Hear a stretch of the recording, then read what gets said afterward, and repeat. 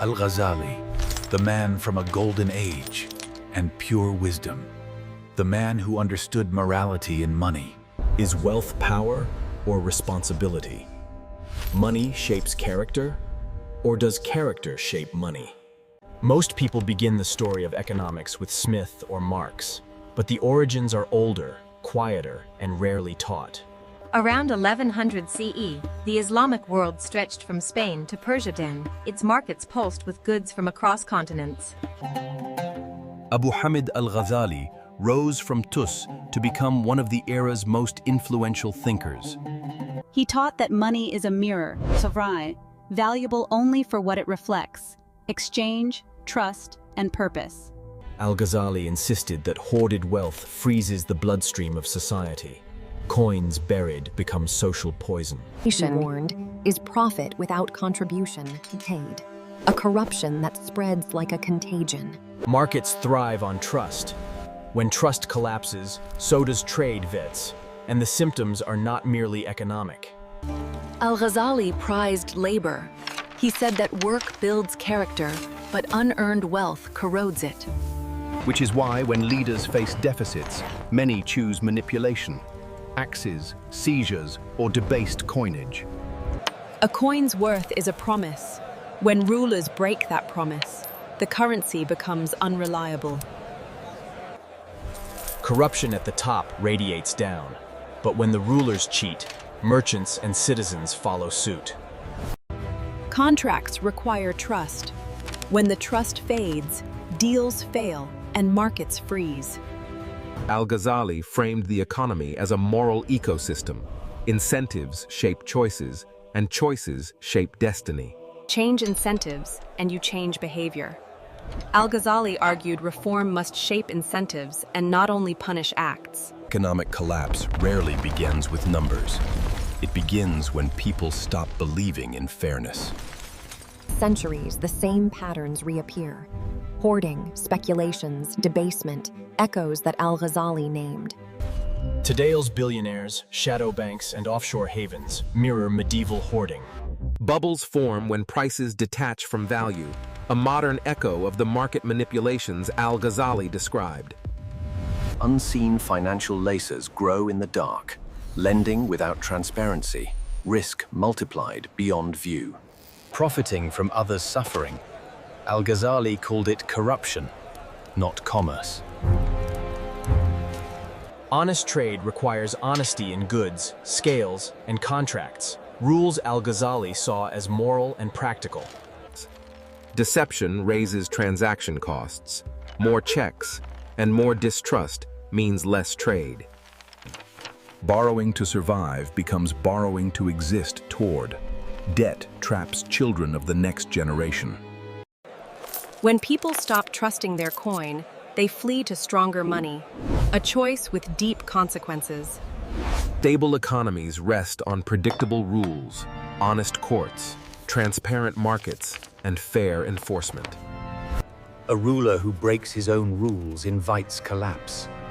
Legitimacy is fragile and expensive to restore. Fear makes people hoard, withdraw, and expect collapse applause. Then fear itself becomes the cause of instability. Greed adapts. It hides behind strategy, ambition, opportunity, chode, but its effect on society remains the same. Civilizations survive through balance between wealth and fairness, ambition and duty. Money functions because people believe in the moral integrity behind it. Once belief disappears, a currency collapses, turmoil, no matter its design, metal, or architecture. Behind every economic system stand human emotions: fear, ambition, hope, and desire. Systems do not change by punishing individuals. They change when incentives reward honesty over exploitation. A society thrives when contribution outweighs extraction. Dairy, when citizens build more than they take. Wealth grows quickly, but wisdom does not. Civilizations forget purpose long before they forget prosperity. When wealth rises faster than understanding, institutions strain under pressures they were never built to contain. In Al-Ghazali's world, wealth through trade brought both brilliance and imbalance. It was not merely about currency. It was about people, ethics, and the purpose of community. Al-Ghazali believed moral clarity was not optional, Shund. It was the foundation of any functioning economy. These invisible incentives guide decisions more than laws do, shaping markets in ways most people never notice. Centuries before economists coined this term, Al-Ghazali understood that moral hazard is reward without accountability that breeds disaster. Manipulated prices destroy fairness, and the markets break when value no longer matches the cost. And when institutions falter, citizens feel it first. The smallest failures echo across entire economies.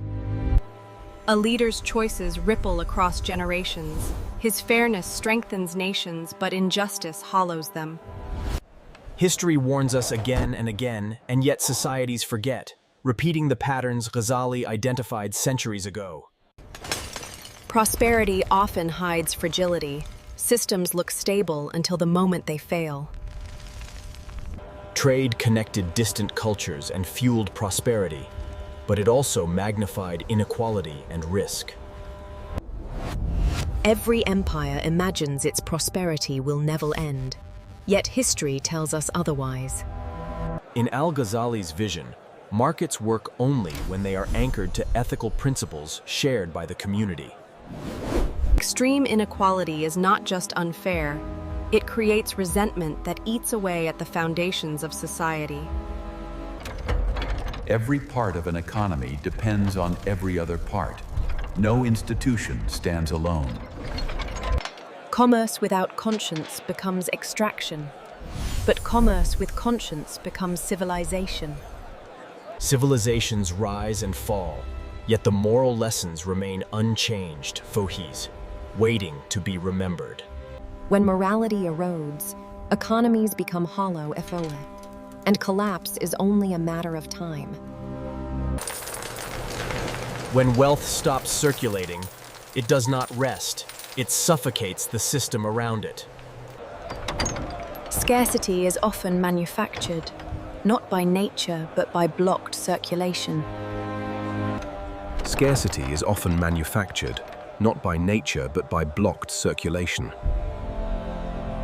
The profit detached from contribution weakens trust, which is the foundation of every market. Trust is the invisible infrastructure that allows economies to function.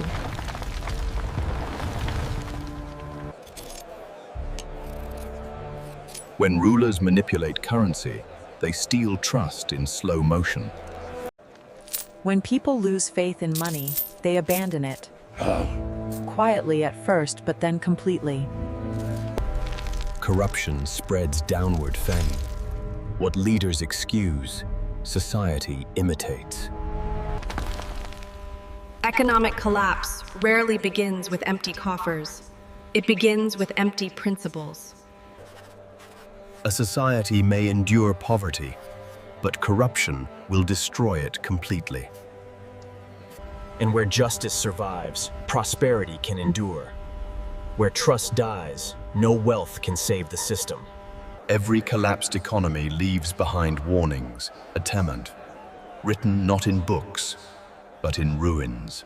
New systems often inherit the same flaws apply, because human behavior remains unchanged. Wealth that grows without social roots becomes unstable, easily uprooted by crisis.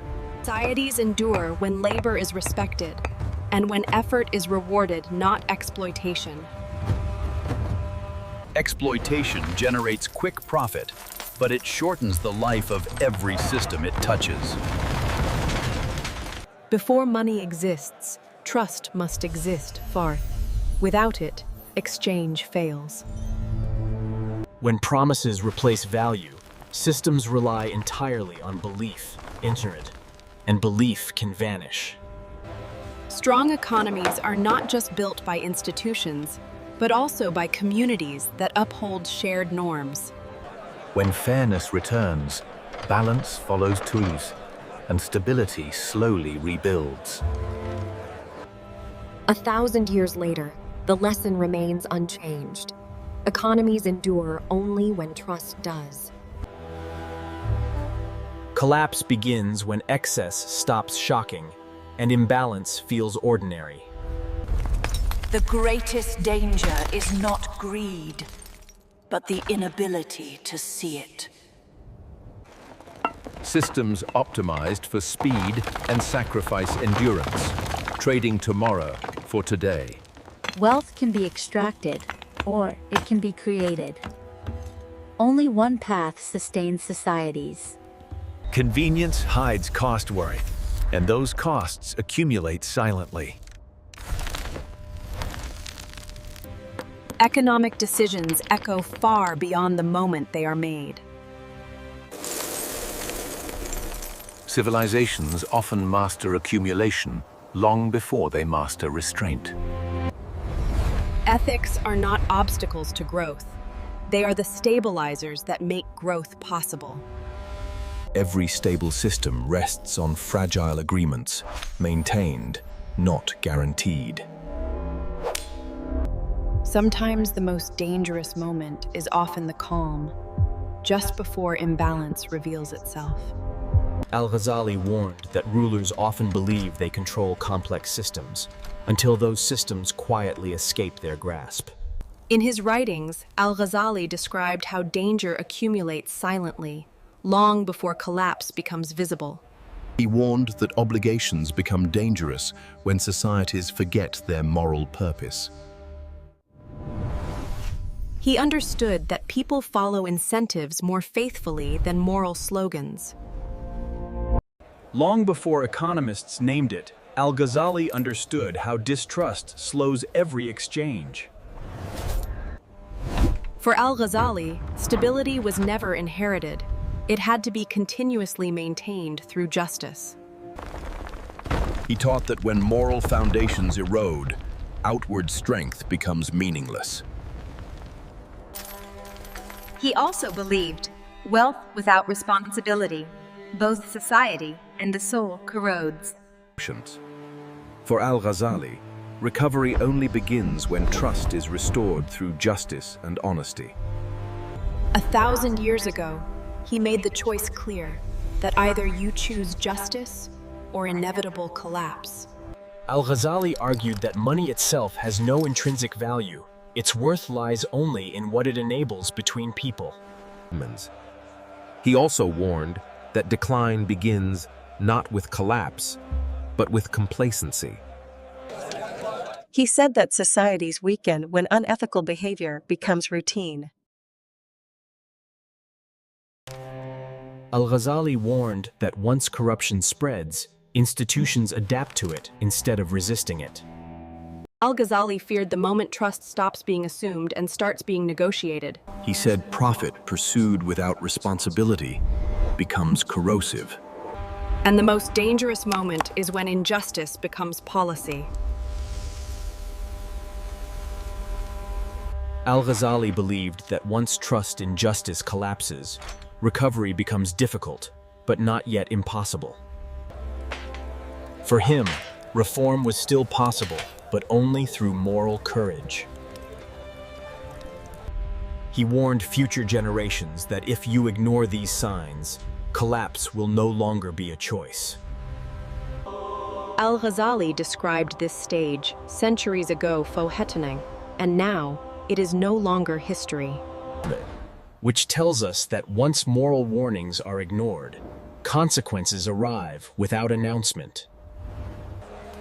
His teachings tell us that trust does not collapse, but quietly withdraws. He told everyone that when prices no longer reflect fairness, markets stop guiding society. Al-Ghazali observed that when ethics weaken, rules multiply, but effectiveness declines. In moral decline, wealth stops serving society and starts protecting itself. Al-Ghazali warned that once people stop believing institutions are just, obedience turns fragile. He understood that economies fail internally long before statistics confirm it. And societies in decline look for enemies instead of mirrors. But he always believed that reform is still possible, but the window narrows rapidly. Al-Ghazali did not predict collapse. He only asked whether we would choose reform in time. Prolonged injustice produces moral exhaustion, and people stop resisting, not because they agree, but because they are tired. And Al-Ghazali said that silence in the face of injustice is more dangerous than open conflict. Another warning was that selective justice destroys belief in justice entirely. He noted that fear can enforce order briefly, but it cannot sustain prosperity.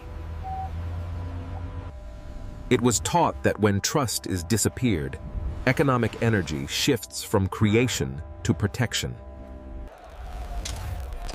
Because when moral words are abused, they lose their power to guide behavior. It was also stated that, at advanced stages of decline, reform threatens those in power. Al-Ghazali feared the moment when only a few will still remember what justice looks like. Once this threshold is crossed, collapse becomes structural and not moral. Al-Ghazali asked one final question. Will reform come before the system breaks? Because collapse is rarely dramatic at first sight. It feels like normal life, just harder. Al-Ghazali understood that humans adapt to decline and mistake adaptation for stability. He knew societies survive only as long as they remember what fairness once meant. That the most dangerous belief is thinking that decline cannot happen to us. Al-Ghazali did not offer predictions. He offered responsibility. He believed recovery was never individual, but was collective, or nothing. 1,000 years later, Al-Ghazali's warnings remain unchanged. Only the audience has changed. He understood that history does not punish societies, rather it responds to their choices. Different outcomes unfold from different choices. Al-Ghazali left us no prophecy but a choice. Justice or decline.